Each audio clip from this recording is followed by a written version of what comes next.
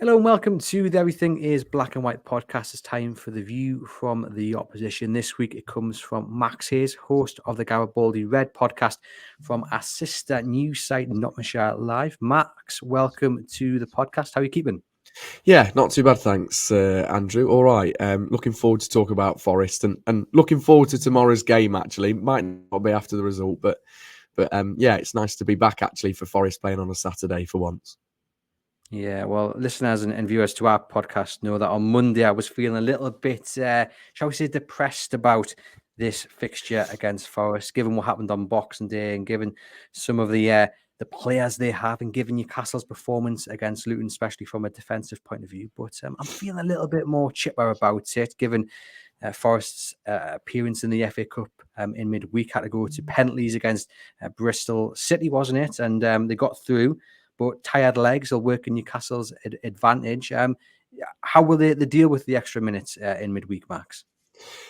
Well, it was something that really wasn't handy at all. I think the fans, you could sense it amongst the 90 minutes as the game was going on, and we were thinking we're going to go to extra time here. And we had a similar case when we went away to Blackpool in the FA Cup third round, another replay. It went to extra time. Forest got the job done in extra time and didn't have to go to penalties. But this time it went to penalties, which doesn't help. It probably doesn't help the stress levels of the coaching staff and the players and even the fans and everyone around the club. So we got the job done in the end, which was the most important thing. But in the same sense, it really isn't handy given, huge Premier League games coming up, the situation surrounding Forest with a possible points deduction and basically needing to start picking up points. I wouldn't really call games must-wins yet. But in the same sense, we've got to start getting wins, and particularly at home, because the home form hasn't been as good as it's been this season than it was last season, perhaps. And we're recording this at about 11:30 on Friday morning, and Nuno's press conferences later this afternoon. So your answer to this question might be proved wrong later on when Nuno speaks to the press. But has that game in the FA Cup come at a cost, with Morgan Gibbs-White potentially missing for the game against Newcastle? Yeah, possibly. There's lots of reports. He managed to take the penalty and managed to basically stay on. I think that was because Forest couldn't make any more subs. We'd made all the subs in normal time and in the first few minutes of extra time. So he had to stay on. He had to play an unnecessary amount of game time and the rest of the extra time. No one knows really what the injury was or is, but he was definitely limping. And after the game, he seemed to kind of go down the tunnel and not looking in the best shape. And ultimately, he scored the penalty. But I think Forest will be kicking themselves, given that maybe now he's going to miss this game possibly. Should we have brought him off, or should we have played with 10 men and actually risked him because he's that important to Forest? He's been such an instrumental part in this season, last season, the creativity he brings. So I think he'll possibly miss the game tomorrow. Nuno might come out this afternoon and it might all be nice and rosy. Fingers crossed for our side. You'll be hoping not. But if he's out for even 2 weeks, it's a huge miss for Forest tomorrow.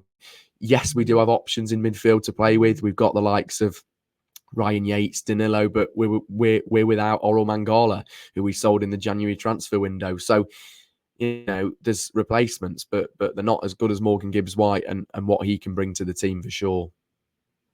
And talking about the January transfer window, Morgan Gibbs-White was linked to a move to Newcastle United, which was a little bit bizarre because we all knew the financial fair play constraints that the Magpies were dealing with. So a deal was very unlikely. But could you see him playing in a top six side? I mean, Newcastle have to get there first, but would he fit into a Newcastle United side, do you think? Yeah, definitely. And I'm surprised Southgate hasn't been looking at him more closely in terms of the England squad. I often think that can be the case with lower league Premier League sides, almost not getting a look in terms of players going and playing for England internationally. But definitely, in terms of top six sides, you look at probably the likes of somebody like Newcastle. Obviously, you say you've got to kind of get there first, but it would be probably an ideal fit.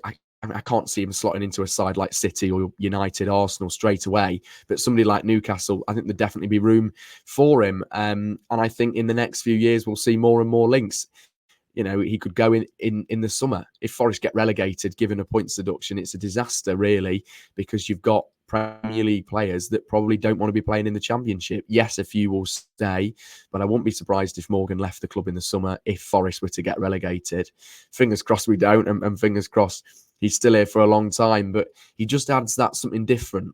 I think when you look at him in terms of statistically as well, the amount of chances he creates, his contributions, his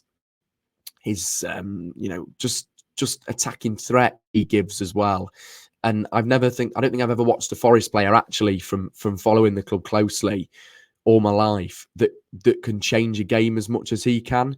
And you miss him so much when he's injured. And he had a bit of a slow start, as most players do last season, when we paid what a lot of people would have labelled a ridiculous sum for him. But we seem to be proving the doubters wrong, really, with the money we paid. Steve Cooper, when he was at Forest, wanted him. He worked closely under Cooper. Morgan did throughout his time when Cooper managed England, and also obviously on loan at Swansea for a short period of time.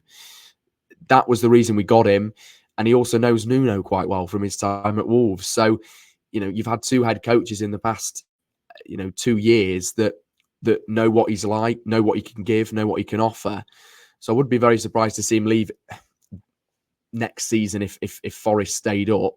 But definitely in the next few years, he'll go on to bigger and better things, sadly. And I'd like to see him internationally in an England shirt very soon. Well, our listeners are probably screaming at their speakers now, saying, "Don't mention Gareth Southgate to me," because I could rant and rave all day about Gareth Southgate. I'm not his biggest fan, especially of his selection of certain players or non-selection. I agree. Anthony Gordon. But we'll leave that there. But if indeed Morgan Gibbs-White is injured this weekend, I do wish him a speedy recovery for the game after. But I'm not going to be losing any sleep if indeed he doesn't feature on Saturday, because he is such a good player. The other person who is missing is Chris Wood. I jokingly called him Messi on the Reverse podcast that we did for your channel, Max, because he was just electric against Newcastle on Boxing Day. But you said to me that actually, that performance aside, he hasn't really set the world alight, and now he's out injured. No, he hasn't. I think what was interesting is that during the time that Chris Wood played under Steve Cooper, we were playing him quite deep, and he was having to kind of come in and receive those balls, and he struggled to hold them up. When you look at almost another striker for Forest that's back recently and that will be a huge threat for Newcastle tomorrow, is Taiwo Awoniyi. He's strong, his physicality, his pace, and he can hold those balls up and he can play quite deep. Whereas actually Nuno, to be fair with him, one thing that Cooper didn't do was almost play players to the best of their ability. I think that was Steve Cooper's biggest downfall at Forest. He would often play Morgan Gibbs-White out on the wide. He was never a player you could play on the flanks. You needed him in the middle. The same way a little bit with Chris Wood. Playing him deep just didn't work. Nuno came in and really for the first game against Newcastle, played Wood just on that defensive line, almost just on that offside trap. And by just timing runs to him and having those two fast players of Elanga and Hudson-Odoi either side, it makes the world a difference. So he did a brilliant job against Newcastle, and Forest fans were shocked watching it on the TV or in the stadium on Boxing Day. It really was like a Christmas miracle to see Chris Wood score a hat-trick. No disrespect to him, but we just haven't seen it. And I think Newcastle fans, when we paid paid 60 million for him, we're probably having a slight laugh maybe to themselves. And Forest fans probably agree.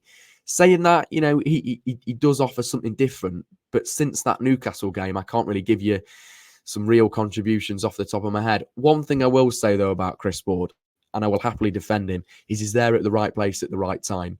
He can be really quiet for 85 minutes, and if a ball pops into the box, Chris Wood will be there, and he knows how to finish. He is a trademark striker like that.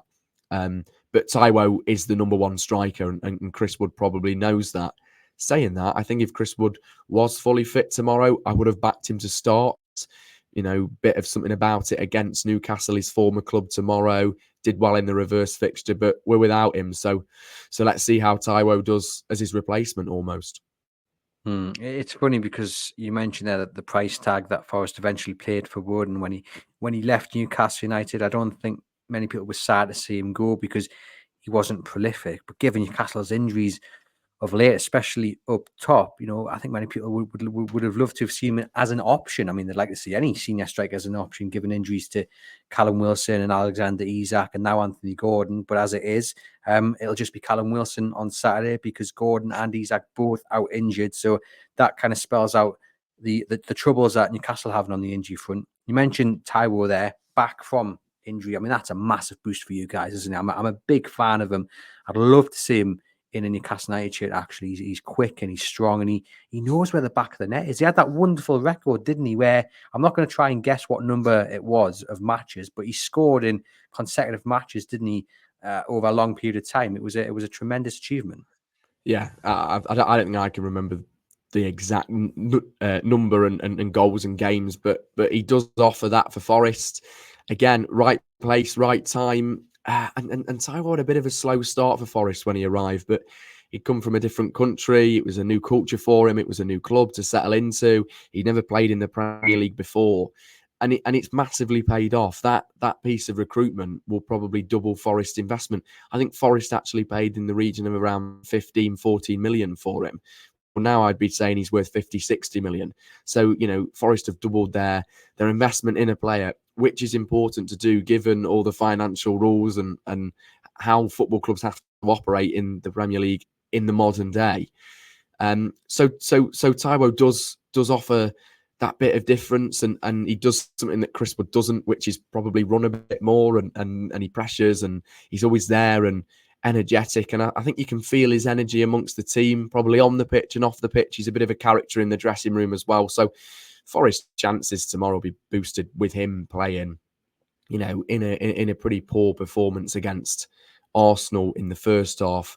Taiwo then comes on in the second half and manages to rescue us a goal, albeit we didn't win or draw the game, get anything out of it. But that was still a big positive for me, was you see a player like that come on and he can straight away make a difference. We talk about Morgan Gibbs-White making a difference. Taiwo's another player. If you bring him on or even start him, your chances of winning will be much, much higher. And even when he's not involved in goals himself, just by holding up the ball, giving it to the fast players like Alanga and Hudson-Odoi we've mentioned, and almost working between him in the midfield and putting that pressure on the opposition's defensive line, it does wonders. And that's what's got Forest points, really, and probably kept us up last season.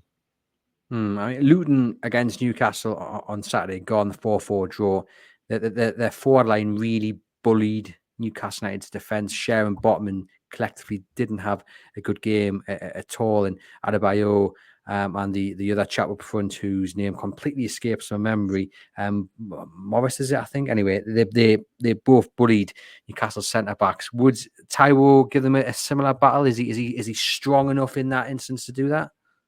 Yeah, he is. I think he's got that physicality. One thing with Taiwo that a lot of Forest fans were saying more recently, before he got injured, so more at the start of the season, his teams start to work players out and do their homework, a bit like when Forest did the homework very well on Newcastle on Boxing Day. That's one thing, is that Taiwo can get marked out the game. Sometimes you can put two players on him or put someone that's at a similar physicality level against him and will mark him out the game. And that's something he does struggle with. He can have those quiet games. Saying that, I still think with the attacking players throughout the side, the fast players, I mean, I keep mentioning him, but someone like Anthony Alanga, who's been an incredible piece of business for Forest recently and been excellent for us, he knows how to give Taiwo the service in a way. There's so many times, I can remember actually standing in the away end at Forest Arsenal, the first game of the season. We were 2-0 down and Taiwo was up front. He'd started. Anthony Alanga came off the bench and he picked up the ball from the halfway line, and Arsenal did not know how to deal with him. He just kept running and running, and straight away Taiwo was positioning himself and his run as well, and both of them being incredibly fast players. The ball went into the box and Forest got a lifeline against the top six sides. So that's what he can do. It's getting away on the counter-attack. That's what will be important, I think, for Forest tomorrow, is playing that counter-attacking football like we did on Boxing Day, like we've done against many top six sides. And players like Taiwo and Anthony Alanga will be crucial for playing that type of football, really. I can imagine every time you've mentioned the word Alanga, it sent shivers down the spine of our listeners, because he was one man who's mightily impressive against Newcastle on Boxing Day. And the big question from a Newcastle point of view is all about who starts at left back. Is it Dan Burn after a less than impressive performance against Luton, at fault arguably for 2 goals? Will it be Tino Livramento? I've said this week I do think it'll be Dan Burn who starts. And I mean, the assumption is he'll go up against Alanga again, or if not, who will it be? And will it be Alanga, do we think? I think it'll be Alanga. He's been injured recently, but he's come back. So I think it's 2 or 3 weeks. And to me, what's interesting is you look at a player like Taiwo, who's come back from injury. He still doesn't look that 100%. He still hasn't got that kind of sharpness. Ante Alanga's slotted straight back into the side, and you'd think that he's just been on holiday for a few weeks, and he hasn't had quite a bad injury that cost him 3 or 4 weeks for Forest. I think Alanga will start. I also think Hudson-Odoi will, especially he's full of confidence given a goal against Bournemouth. And he's been quiet recently for Forest compared to Alanga. But again, he's got pace in him. He's a proven Premier League player. Forest signed him for 4 million in the transfer window. And when you think about that, again, now he's probably worth even maybe double that because of what he's doing at Forest. He almost suits the counter-attacking football. The same with Alanga. So I imagine that Alanga and Hudson-Odoi will start, and Taiwo up front. It's probably it is our strongest attacking lineup. In terms of in that final third. I can't give you anybody that could make another difference. Given Chris Wood's injury, Forest have still got Divock Origi because they tried to kind of shift him out in the January transfer window, but that failed for the club. So he'll still be on the bench, but he's been someone that really hasn't impressed the Forest. Just looks unfit, just doesn't look on it at all, and really hasn't contributed anything to the club. I can't even think of an assist or even probably notable chance he's created, actually. So that's where, if Taiwo got injured or Taiwo has to come off for fitness issues, Forest are without a striker, which is really worrying. There'll be a few academy players on the bench because of selection issues, given the AFCON, given the injury list that we have, albeit not as bad as Newcastle's. But that's the worry, is now you're without Chris Wood. You haven't got another proven Premier League striker on the bench. Very similar to the situation at Newcastle. Eddie Howe had his press conference this morning, and he said both Isak and Anthony Gordon will be missing, which leaves just Callum Wilson up top. And if Newcastle need to change it on the hour mark, or it isn't working for Callum Wilson, or he indeed picks up an injury, they haven't got a striker to fill in. So you would imagine there will be a youngster on the bench who can potentially come on in an emergency for Newcastle. But just going back to Dan Burn, Max, I'm guessing that'll be, should he start, where Nuno will be targeting. He did a very good job of setting his players up to exploit Burn on Boxing Day. I imagine if he's seen the Luton highlights, he'll target him again. Yeah, I can imagine so, actually. Dan Burn's a bit of a funny one, and I suppose if you compared it actually to Forest, particularly last season when we were playing Scott McKenna or Joe Worrell, not at left back where obviously Dan Burn's been playing recently, but centre half. And I think in the Premier League, central defenders now need to be quick, they need to be on it, and Dan Burn doesn't sometimes offer that. Saying that, he's another proven Premier League player, and if he came to Forest, I think Forest fans would call it a good signing. But what you've seen with Forest recently is we've been playing young centre backs. We've been playing energetic centre backs, the likes of Omar Baladelli from Norwich, who never got a look in with Steve Cooper. Nuno's come in and slotted him straight into the side. He's done excellent. Young player, Irish international, someone that really is sharp and hasn't really made any mistakes in the last few weeks. The same with Murillo. I'd actually say one threat for Newcastle would be Murillo because of what he does at that centre half position, the duels he wins, the defending, the techniques, and also one thing he can do is he will break away with the ball if he can see a space in the Newcastle midfield and he's picked up the ball from the other area of the pitch, he'll be running, believe me, and he's got that pace and that energetic levels and the quickness. So compared to kind of Newcastle's defensive line, Forest probably are in a decent position with Omar Baladelli and Murillo. But in terms of if Dan Burn starts, then yeah, I think Forest fans will probably be quite positive, given that Nuno will be doing his homework. Forest will likely let Newcastle have a lot of the ball, albeit with a home side, and will try to counter-attack. And players like Elanga up against Dan Burn, as me and you said on the reverse podcast we did, I think there's only one winner really there, to be honest. I mean, I'm going to hold out, because every time Dan Burns really faced criticism, the next game he bounces back. So if he does start, that's what I'm holding out for, that he comes back and proves the critics wrong. Just in terms of Forest's main weakness, what would you point to? You were sitting down with Eddie Howe and you were saying, this is the way you've got to target. What would you say to him? Well, do you know what, with Forest, I'd probably argue one of the main weaknesses is silly mistakes, and you can probably put that on the defensive line. But one thing that Forest have really struggled with, and it's cost us points, it's cost us against teams like Bournemouth, where you could maybe take all three, but they had an early goal. It's silly errors from Forest. It's not defending set pieces. A corner comes in, Forest really struggle. If I was Eddie Howe, I'd be telling Newcastle to utilise your set pieces tomorrow to try and win corners, to try and win free kicks. Forest really seem to struggle. They've actually brought in a set piece coach. You see that a lot in modern day football, but not with all clubs. I don't know if Newcastle have got a set piece coach.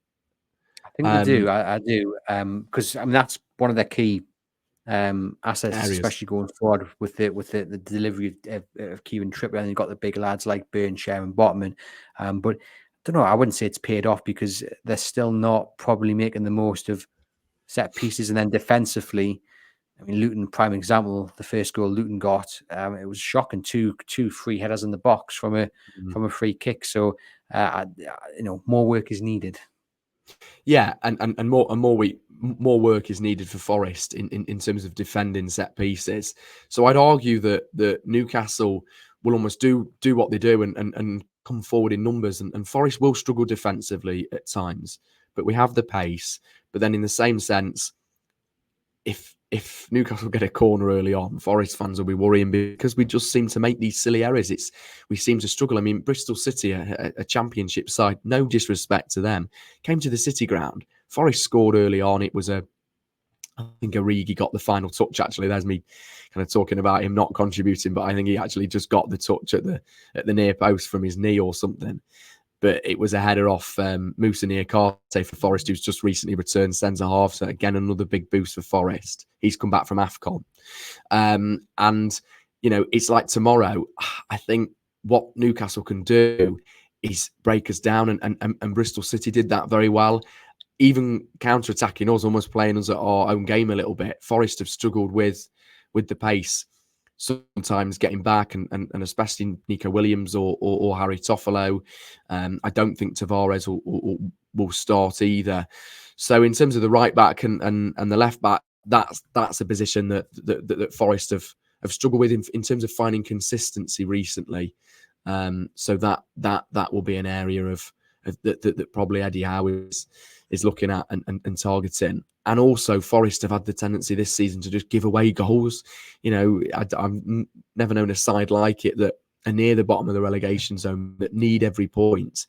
Every decision, every shot on target, every defensive opportunity is crucial for Forest. It's massive, and yet we just seem to make these silly errors, and we just seem to give away goals. I'm more confident now we've got a new keeper, though, and I'm sure you're probably going to ask me about Matt Sales in a minute. Yeah, well, I'm going to ask you about him now. I mean, I don't think anyone saw that coming. And to be fair to him, he didn't have much time to impress in Newcastle. I think he got a couple of clean sheets, and for whatever reason, Rafa Benitez just didn't fancy him, and then he was moved on his way. But I don't think we saw enough of him to say he was a bad keeper or he was a good keeper. But it's certainly going to be interesting to see him between the sticks on Saturday, assuming that he gets the nod. Yeah, and he will. I can't see Forest going back to Matt Turner. Saying that, he did well in the penalty shootout. The players surrounding him at the end, it seems like that'll do his confidence the world of good. But he's even admitted recently, Matt Turner, in interviews, that he hasn't been good enough. He's made these mistakes that have cost Forest games. And when keepers make mistakes more than once on a consistent basis, it's time to change the keeper position. It's not like your outfield players where mistakes do happen, but there's almost room for mistakes, and I suppose you can sometimes justify them given other players coming forward. But Matt Turner's supposed to be a Premier League goalkeeper, and he just hasn't been great recently for Forest, and it's a conversation that's dominated the Forest fan base, and obviously it influenced the owners as well for January transfer window by getting a keeper last minute. They tried everywhere. There was even links at point. I can't even remember the names we were linked with. Sam Johnston was heavily linked from Palace, and I wouldn't call it a panic buy. I'd call it a desperation buy, because we had to do it. We had to do it because I don't think anyone is confident in Matt Turner. The players weren't. The fans aren't. Don't think Nuno is. Nuno's a former keeper when he used to play. So I think he really wanted a keeper. Matt Sal's, his record at Strasbourg's great. Newcastle fans seem to be a little bit critical of him at times when he played for you in the Championship. But look, he's done well so far. And I think tomorrow will be probably his biggest test yet, for sure. Yeah, certainly so. I mean, will it be his debut, won't it? No, he played for Forest Bournemouth. He slotted in straight after the January transfer window, and then he wasn't registered in time for the cup competition, the FA Cup, and I don't know if he still can play in that, actually, given the rules now with players coming in and not registering them in time. So he'll play tomorrow. So it will be his second game. It will be his first game at home in front of the Forest fans. So a big reception for him. I think the fans will be right behind him, because the confidence from the fans to Turner hasn't been great. I mean, I've stood in the away end many times. A classic example is Forest Brentford, and Tony sets up to take the free kick, and Ryan Yates is telling Matt Turner what he's going to do, and he's going to just swerve it round the wall, and Turner says, no, I want you to stay in that position, almost leading that wall, and even Tony steps up and does what Tony does, and the Forest fans literally stood in the away end as Turner walked back almost to the goal, and the Forest fans just put their arms in the air really at him, and so did Nuno. And I just think that was his last moment for Forest in a Forest shirt for me, sadly. But maybe, given it's Sal's first game at the City ground, some Newcastle can maybe try and exploit. There might be a few nerves there. Just talk to me briefly about the points deduction threat then. How much of a distraction is it? Nuno tries to defend it, I think, in the press, and as most managers will do, Sean Dyche does a great job of it, where they try not to let it get into the dressing room. But in a way, Forest can probably use it as a bit of a siege mentality at the minute. From my point of view, the club have probably broken the rules, and we do deserve to be punished. I think that's hard to take for a lot of Forest fans to understand, but when you bring in 30 players and spend an incredible amount of money, as we did last season as a newly promoted side, there's always going to be risks. Forest will argue a thing called mitigation and all of that, and it's such a complex situation. With the sale of Brendan Johnson to Tottenham, I think we will get a points deduction. I think that is likely. It's frustrating that we'll get it in April. The Premier League haven't gone about it in a great way. The same with Everton. You look at a side like Man City with all the charges that they will face themselves under, and not one's been proved yet. Yet Forest and Everton, two sides that are towards the bottom of the table, will get punished, and that is where I think the Forest and Everton fans will moan at that and will get frustrated, is because of potentially what a lot of the sides in the Premier League call the top six bias, and that has been frustrating. I think you hear the Premier League chief in the last few weeks when he was in court talking about all the points deduction, and he called Forest and Everton small clubs, and it's just things like that don't help the Premier League's case in terms of punishing Forest. Forest have got a good lawyer. Marinakis isn't stupid. This is a guy that's invested a huge amount of money into the club before. He knows how to do business. We've got a top sports lawyer that's represented Man City and many key professionals to get them off charges at clubs and at playing level. So who knows? I think Forest will be docked points, sadly. I just think realistically that's what we'll see. I just hope it won't be any more than 5 or 6, because if it is, then I think Forest can probably say goodbye to Premier League football, sadly. But But as you say that, if they do get the points deduction, it might serve as extra motivation to make sure, they get as many points on the board as possible to kind of soften the blow of a points deduction.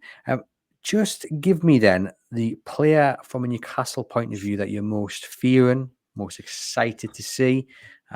Is there a player that stands out?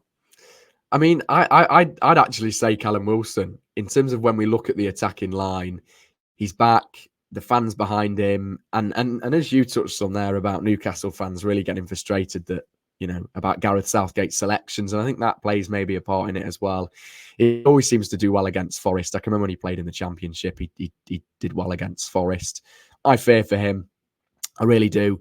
I just think he offers that kind of aerial threat as well. So I think he will. I think he will score tomorrow. I think this will be a game with lots of goals. I can see it as a draw in a way, but I also think that if Newcastle are going to win tomorrow, then players like Callum Wilson will definitely be on the score sheet, and he's probably the biggest threat that Forest are facing, and that Nuno will be telling the players today in pre-match meetings to be aware of, to be well aware of. Yeah, I'm really excited to see him back, but I do also have a bit of concern just because Eddie Howe hasn't got, as we've mentioned, the options to change it up should he become tired, should just not work for Wilson on Saturday. And if I was Forest, that would be kind of my game plan, just to make sure Newcastle United don't hurt them and try and stop Callum Wilson from obviously scoring, and the longer that goes on and Callum Wilson gets tired because he's just come back from injury, Forest can look at Newcastle's bench and think, well, actually, they haven't got a game changer to bring on in a centre forward position. So that's definitely something that works in Forest's advantage. And Newcastle, I think, will be aiming to, get as many goals as quick as possible, so then they can take Callum Wilson off within an hour. Hopefully they're 3-0 up, and it won't matter too much. But I think we are both in agreement, Mark, that this is going to be a high-scoring game, because it seems like attacking-wise, both sides have got something about them, but at this moment in time, defensively, they're leaking goals. Yeah, and I think the silly mistakes will cost Forest tomorrow if we do lose the game again, and defensively with issues. I think it'll be 2-2. I think this will be a high scoring game, as you mentioned there. Just the attacking threats from both sides, and also the fans behind Forest. Newcastle will bring a great away end. Great fans have really liked Newcastle actually as a club. And that's one thing since returning to the Premier League, is it's been nice to see Forest play at St James's Park, and also the same with Newcastle fans coming to the City Ground. So decent club, decent fans. I quite like Eddie Howe as well. So I think both sets of fans will be up for it tomorrow. A bit of banter, bit of back and forth between each other, and I think that will be replicated on the pitch, and it should be a very interesting game on the telly. If I was a neutral, I'd definitely be cancelling plans tomorrow to watch it. Yeah, I agree. It's going to be, as we've said, the high-scoring game. I think it'll be a really good atmosphere. The City Ground is one of those grounds which kind of makes it a spectacle. Like I said, under the lights, there's something special about playing under the lights. I am torn about how this one's going to go. I do think it's going to be a high-scoring game. I can't see Newcastle United winning it, because I just think that the same defensive mistakes that cost them against Luton are going to show tomorrow. The midfield issue's not going to have been solved in a week. Eddie Howe hasn't got the personnel to change it. So the same kind of frailties that Miley, Bruno, and Longstaff provide, for want of a better phrase, to Newcastle will still be there. And if Forest can exploit that, they will get goals. So high scoring game. I'm going to go. Do you know what? I could quite easily see it being like another 4-4. I'm being brutally honest. I don't know if that's ever happened in the Premier League, where there's been the same teams had a 4-4 draw in consecutive games. Maybe that's one for the record books. But yeah, I think it's definitely going to be an entertaining game at the very least. So, Max, thank you very much for providing the insight to Nottingham Forest, Newcastle's opposition this Saturday. To you guys watching and listening, hit subscribe, follow through whichever platform you're joining us on, and head over to chroniclelive.co.uk for all the latest Newcastle United news, including everything Eddie Howe had to say in the build-up to this game. And of course, a dedicated live blog covering Nottingham Forest versus Newcastle United from the City Ground. I've been Andrew Musgrove, and I'll see you very soon.